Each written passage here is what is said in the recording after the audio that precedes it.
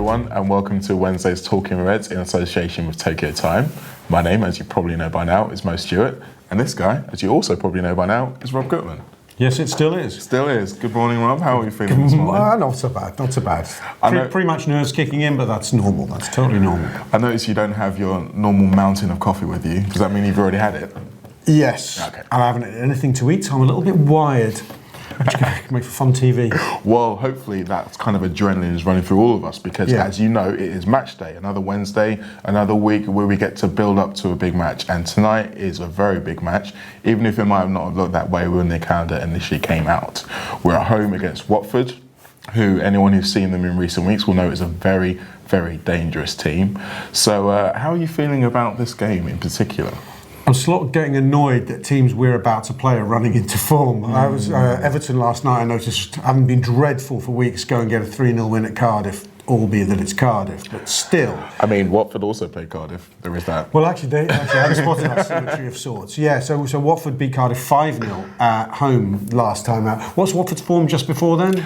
They've been on good. They've only lost 2 in the last 10. Terrific. So it's not an easy game, but I kind of think we're at the stage of the season where Liverpool need to be far too good for these teams, whether they're in form or not.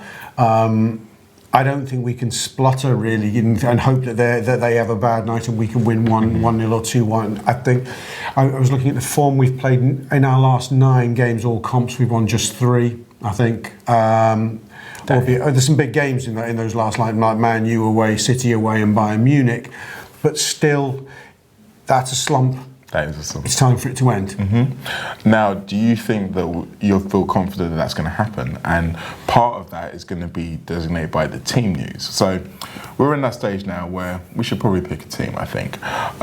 Jurgen Klopp, in his press conference, mentioned the fact that Bobby Firmino is not going to be available, likely, but he will likely be available for the weekend, which is very good. He didn't rule him out, did he? He didn't rule him out, but the way that I kind of read between the lines and having seen enough of Klopp's press conferences, I'd say that it's unlikely he's going to be in the squad, to be honest with you.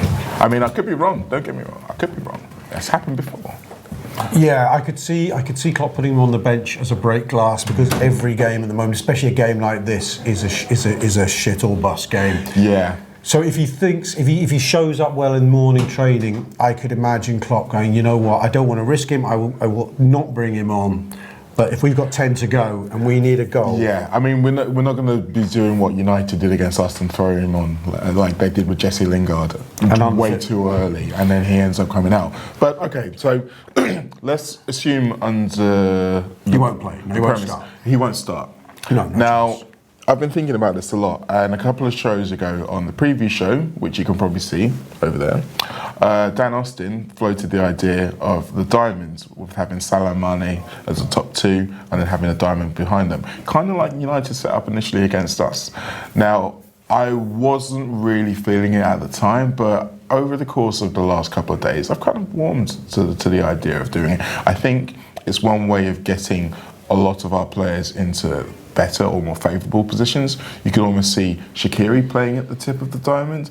He hasn't had a chance to play actually starting from central positions under us for a while. Maybe that could be the one that shakes him out of the little loss of form that he's experiencing. You can have the options of Keita, Wijnaldum and Henderson to play either side, and have Fabinho at the base.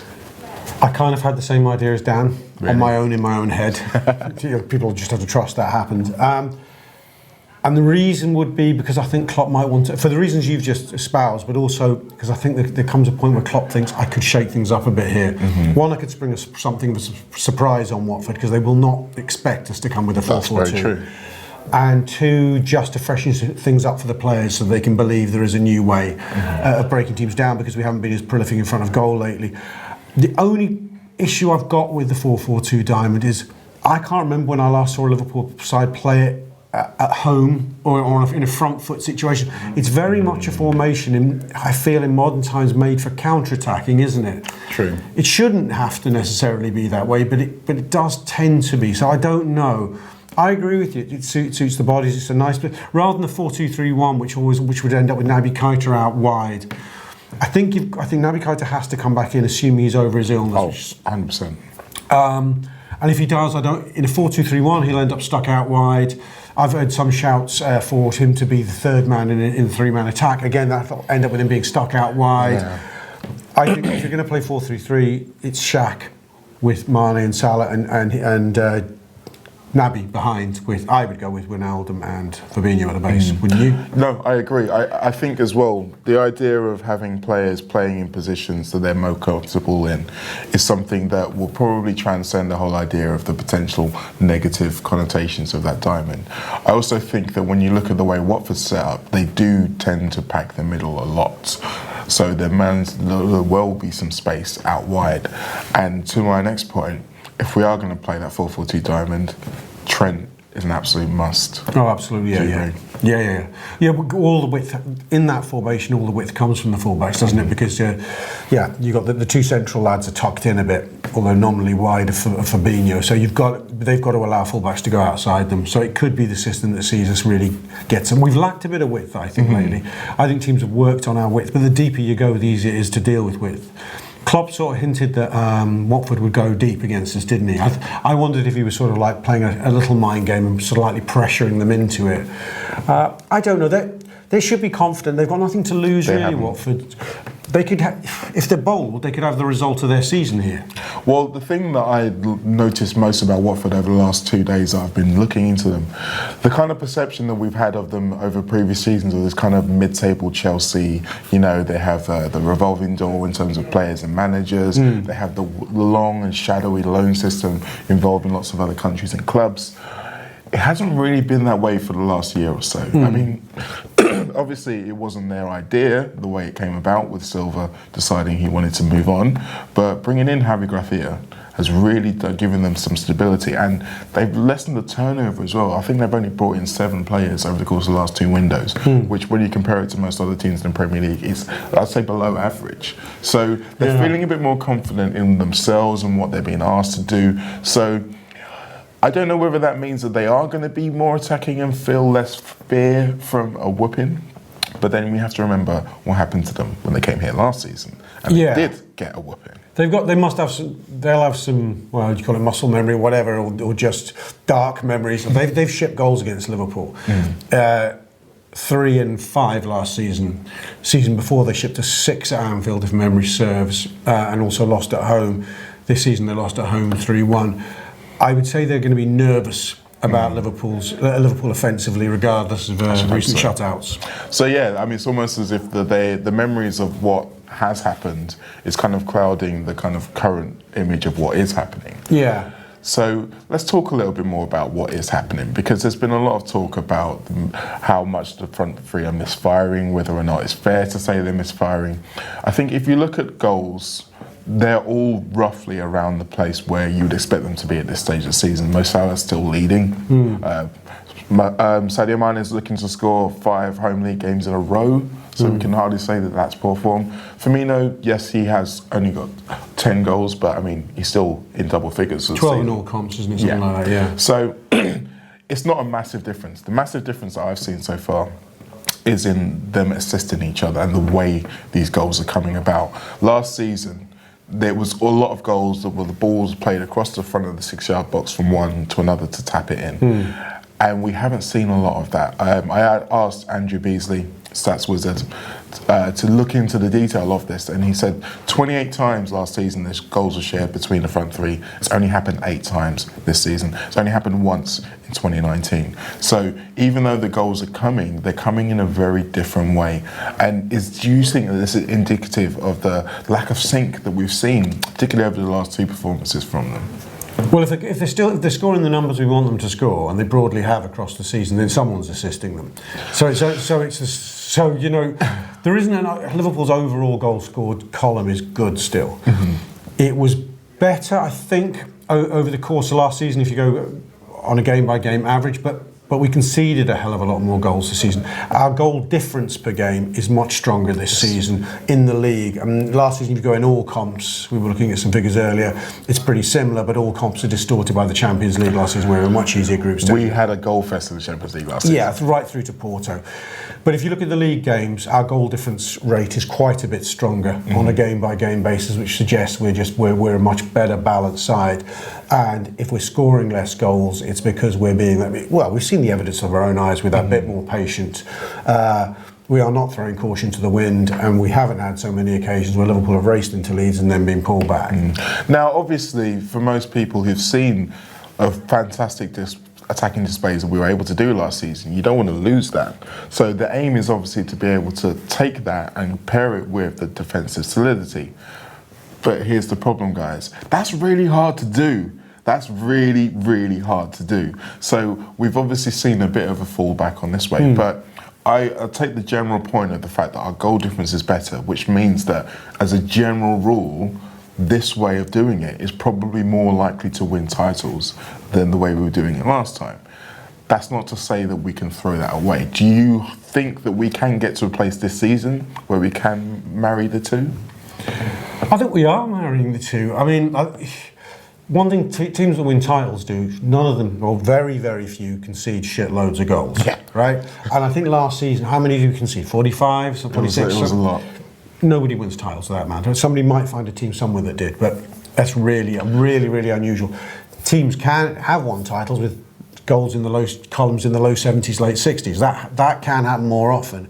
Liverpool are heading, as I always say, if you get 2 goals per game, and I think we're on that kind of trajectory at the moment, then that's not just okay, that's really, really strong. Liverpool, across the season as a body of work, do not have an issue with scoring goals. I mean, it's been focused on recently, but we've played Bayern Munich, Man United. West Ham away is not an easy place to go and score goals. No. Leicester in the mood aren't easy to bash down. City away is within this recent run. So we've not gone to places where goals are going to be readily available. If we'd had a clear run of playing the bottom 3, fine, but that or we've been playing Rotherham in the Cup, City, and Burton and all manner of shite. You know, that would be different, but we haven't been. I was going to say maybe we need to play Cardiff, but yeah, you went further. Yeah. But no, so the overall overriding feeling here is that yes, we can look at this season and last season and say, well, that's not as good as that and that's not as good as that. But as a general performance metric, we are on course to do better than we did last season, because that's the other thing that we didn't mention in those season by season comparisons. We're going to get a lot more points this year. So that has to tell you that this way is an improvement. We're on 67. Yeah. Start play tonight. And we got 75 all told last season, so we need 8 more points from 11 games to match that, which would be sub-relegation standard. I think we'll probably be able to do that. So don't turn fame over. No.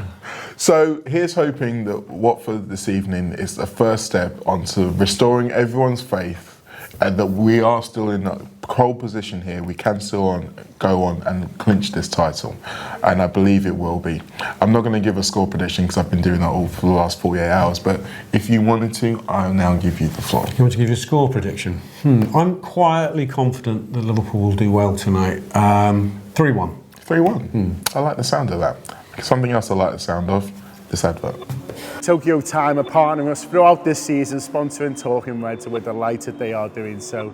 They are a premium headwear company based here in Liverpool but represented throughout the world. Here's a really cool video that made the shows a little bit more about what they're about. They're supporting us this season, so make sure you support them. Perfect.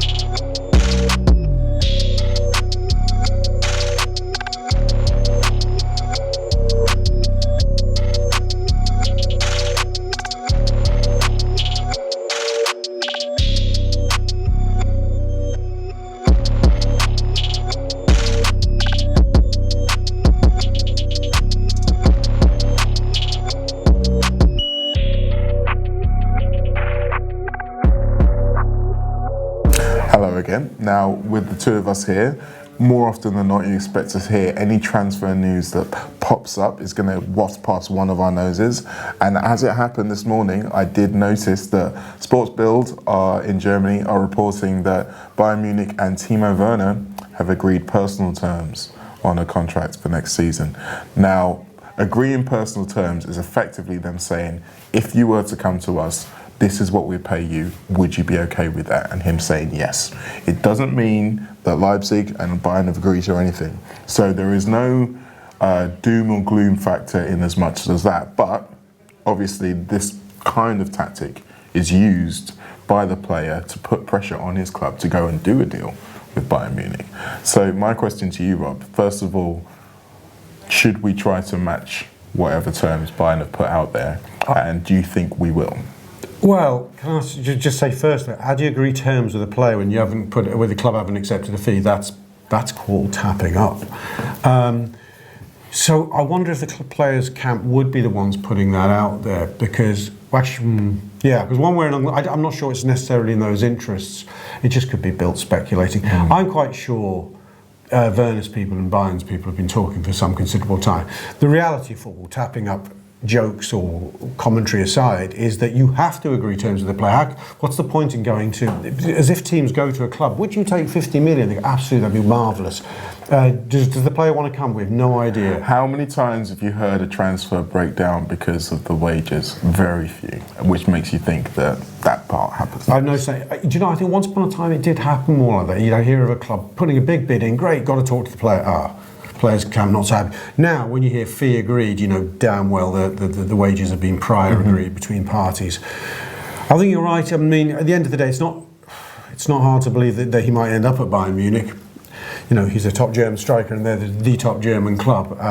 If you fancy staying in Germany, he's staying there. But the question always is will he be the first choice? I mean, if they have, will he maybe fancy a better league than the Bundesliga, which he's now had plenty of years to experience? Exactly, because a lot of the German beat reporters I've seen have been saying that the reason he would choose Bayern over Liverpool is that he couldn't see a place where he would start because of obviously our front three.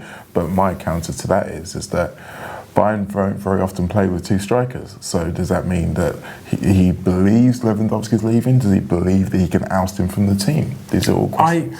I think unless you're signing, I actually don't think there's anyone you sign for around the touted fee of 60 million and don't back yourself to get a game. I think, you know, I'm not sure even Man City can afford to stick. Well, actually they can, because they stick Riyad Mahrez on the bench. But they are an anomaly. It's true. They are an anomaly. I'd say everybody else would take a £60 million player and certainly start with the intention of being in the team, and the player has to then back himself. So I don't think he's going to be overly concerned by either Bobby Lewandowski or Mo Salah. I think he's just thinking somewhere along the line they're going to find a space for me because they value me that highly. And the truth be told is, of course he'd get in the Liverpool team. He'd get enough games anyway. Liverpool need to have the option of playing with a front four as they did with Coutinho. You know, when Coutinho was here, nobody was saying, "Oh, do you think Coutinho's going to get enough games or Mane's going to get enough games?" This is very true. We're short, and we now often play with 4-2-3-1. We need a fourth player, never mind a backup player. If you're listening, Timo, come on. We have convinced ourselves that he's the answer, by the way. Yeah. I mean, I was going to get onto other options, but we'll have time for that on another day. Okay, so it's the point of the show where we tell you exactly what you can expect from us for the Anfield wrap over the next 24 hours. Now, obviously, as it's game day, there will be the post-match shows, post-match pint, video, and the pink. All available via our subscription service, Tour Player, £5 a month, which is about 17p a show, I think, Mo. Bing! Thank you, Rob. Also coming out is the Tour Unwrapped, which I believe... Oh yeah, what a show that was. Yeah, so tell us all about it. Yeah, I hosted that yesterday, and I had a stellar crew in with me, some really, really good contributors. I just went for it and we discussed VAR. Oh really? I just went VAR, discuss. I'm pro VAR.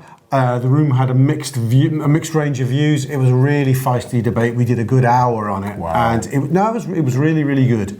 We reached a consensus. You'd have to subscribe and listen to find out. I'm actually going to listen to that when I go home because I'm really interested to know you are. How you feel about it. So yeah, we've got that coming out, and so listen out for all other information regarding those shows and how you feel about VAR. Now, some other shows that we're doing, we do some live shows. We've got some coming up. The ones that you probably already know about happening in Ireland in early March, one in Laois, Galway and Dublin. Now, to go to our website to find out information about those gigs, but you have to go to the event venues themselves to buy tickets. However, we do have another one coming up here on home turf at the end of March, March the 31st. And those tickets you can buy from us. Just go to our website /Tour Live and you can get tickets for that one. Day of the Spurs game. Day of the Spurs game, yes. The afternoon of the Spurs game. Afternoon so of the it'll Spurs be the part of the build-up into that How exciting. massive clash. So yeah, we've got plenty to look forward to over the coming weeks and plenty to look forward to hopefully over this evening. Hopefully we're going to get to see Liverpool win a game of the Reds.